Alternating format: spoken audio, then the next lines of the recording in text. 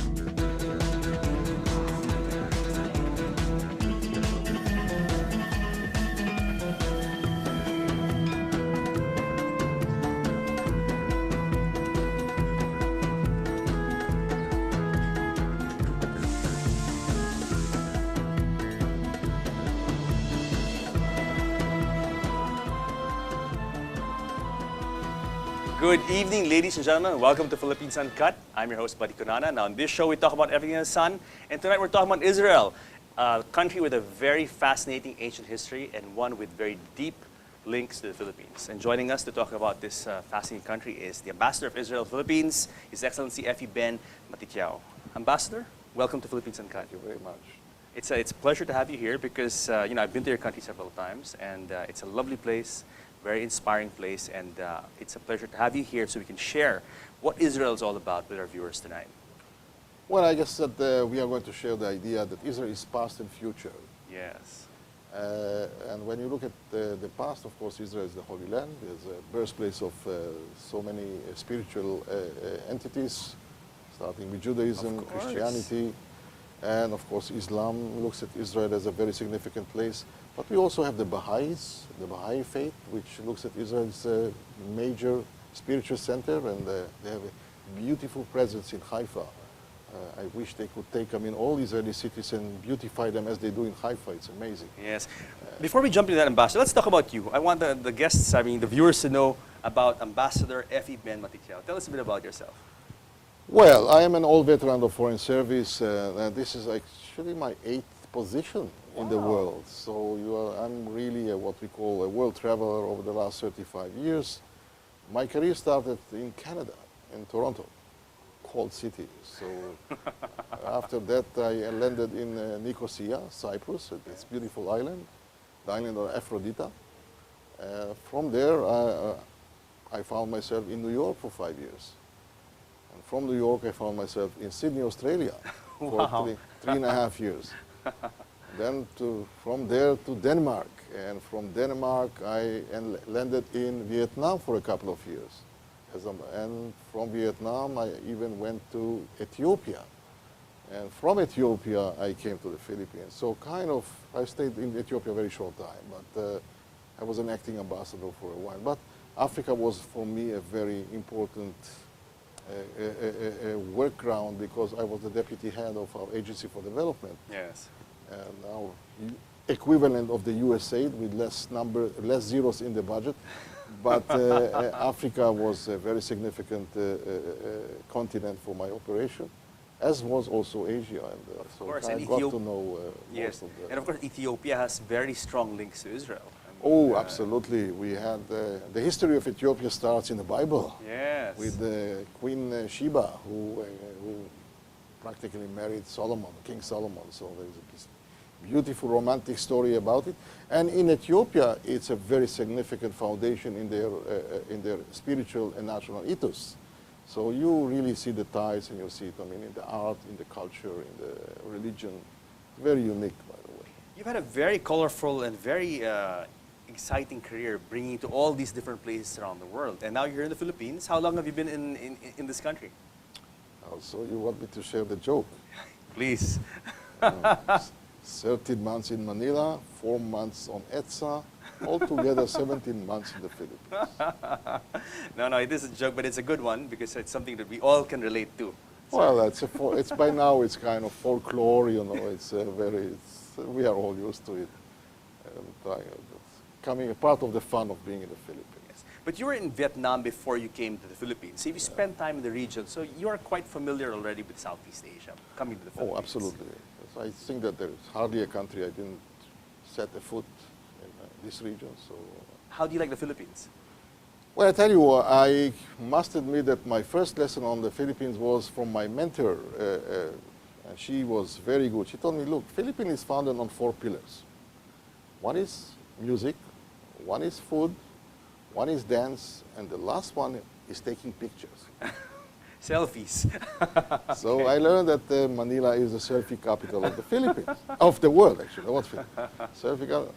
But over time, I learned that there is a 5th pillar, which I think is very, very crucial and very, very fundamental, is the Filipino smile.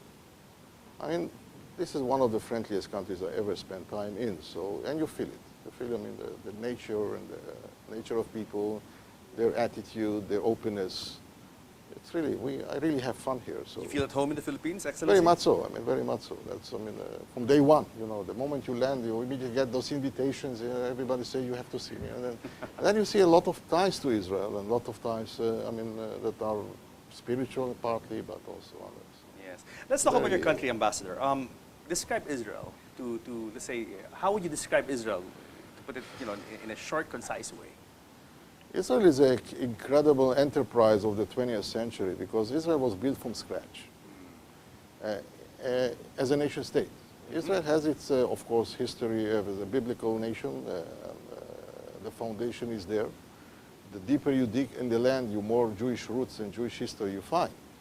However, there were 2,000 years of absence, and we were in the diaspora, and definitely nothing to be very happy about because the Jewish nation in general was very much has served many things, I mean, for the old world of Europe, and the Jews found themselves not once, I mean, under immense pressures and persecution and genocide. So we know the history of the Jewish people in Europe.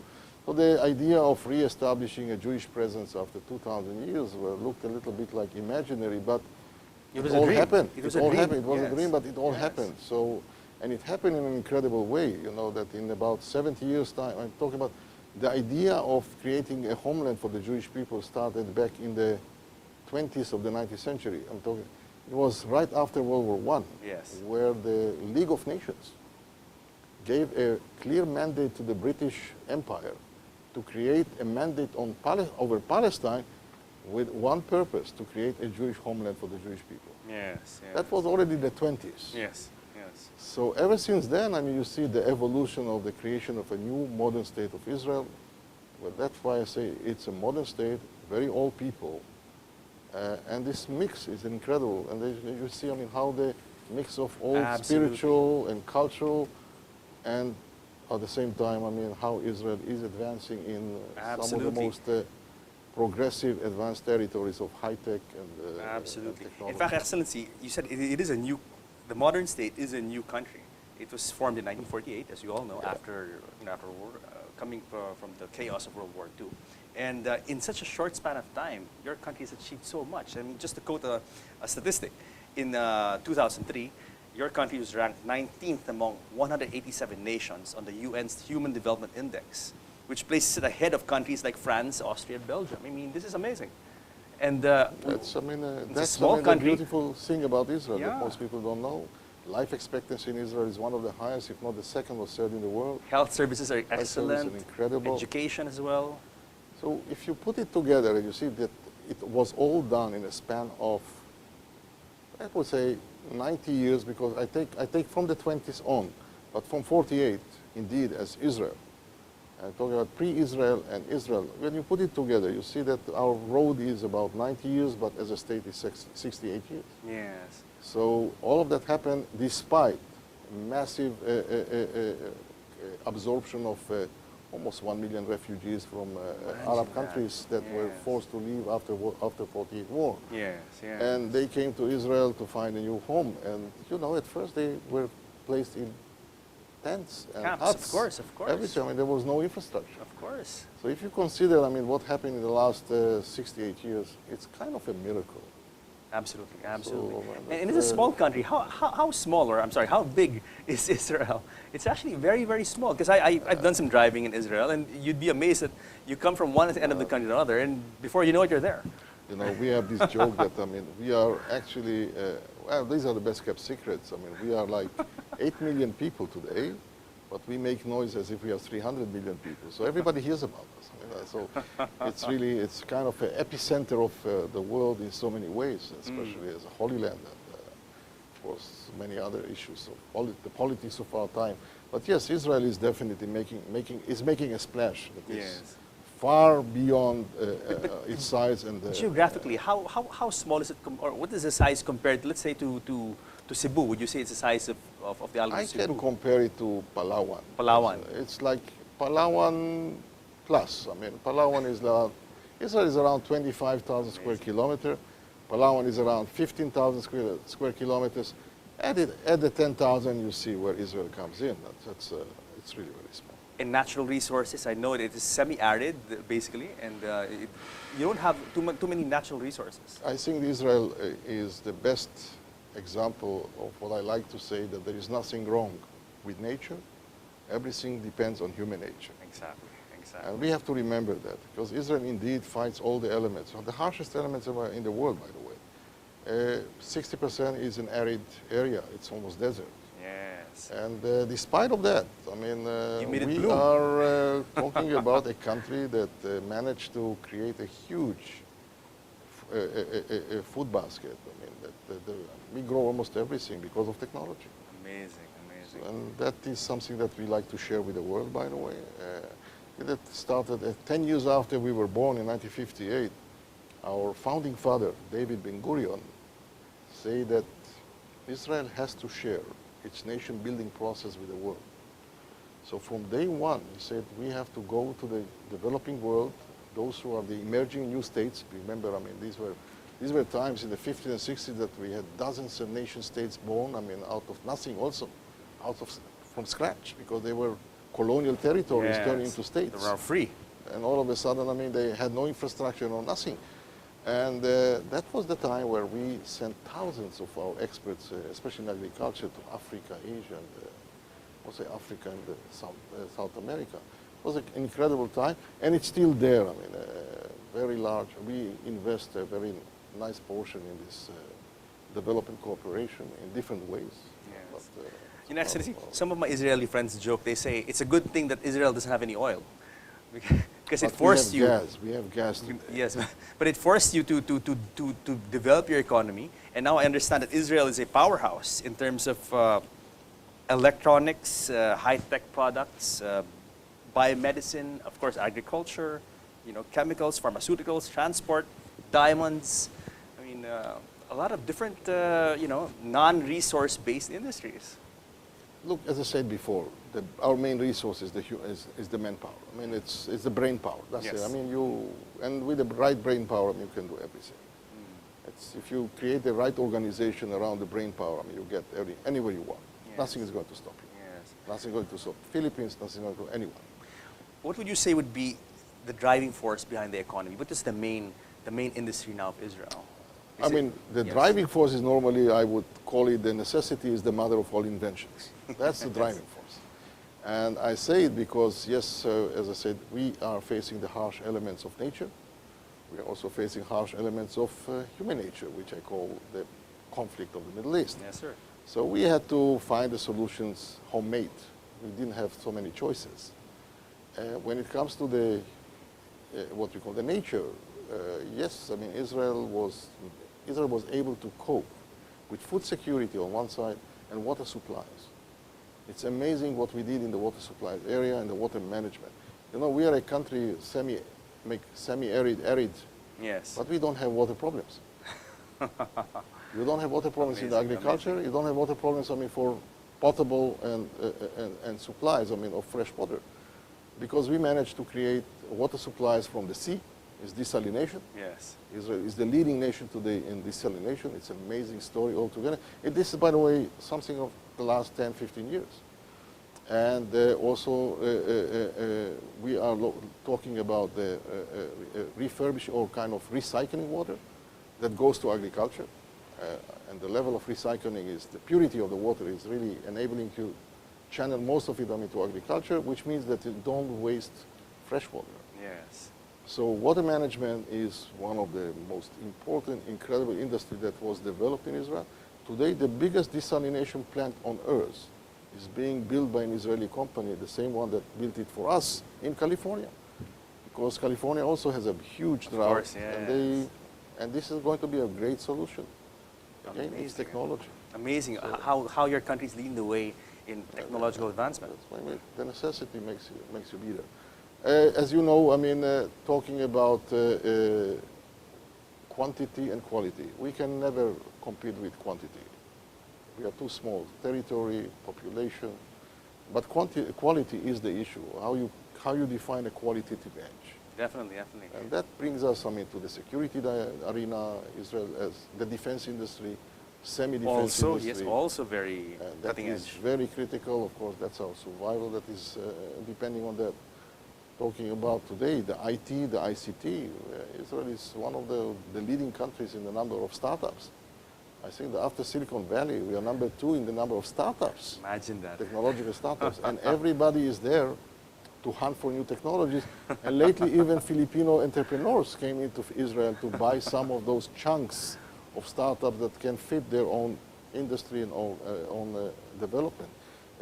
So it's a very interesting arena. You know, sir, this rich human resource that obviously all of this stems from seems to be a result of a very vibrant society as well. I mean, as we all know, Israel is a new state, and it is born out of many peoples coming into one place from different parts of the world. And I think they brought in a lot of that skill, a lot of that variety, that Absolutely. you know, those talents all together in one place.